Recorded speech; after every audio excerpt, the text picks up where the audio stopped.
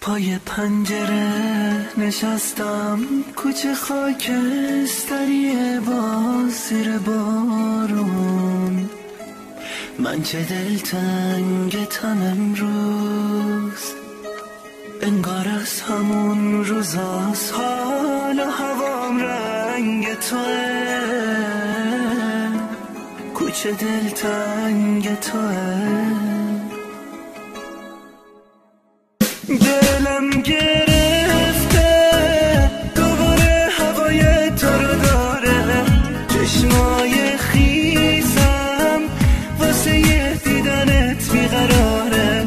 این راه دورم خبر از دل من که نداره، آروم ندارم، یه نشونه میخوام واسه قلبم، جز این واسه چیزی دخیل نمیبندم. این دل تنهام دوباره هوای تو رو داره.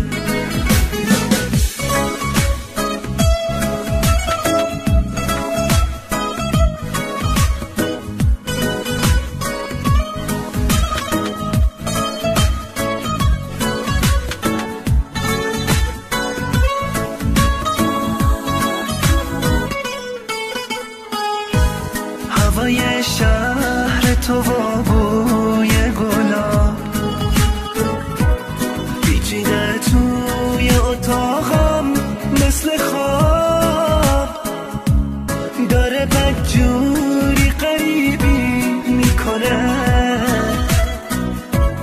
آخه جز تو دردم و کی میدونه.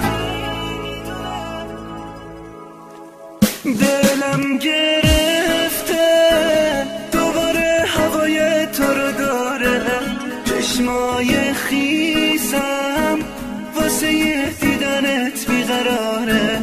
این راه دورم خبر از دل من که نداره.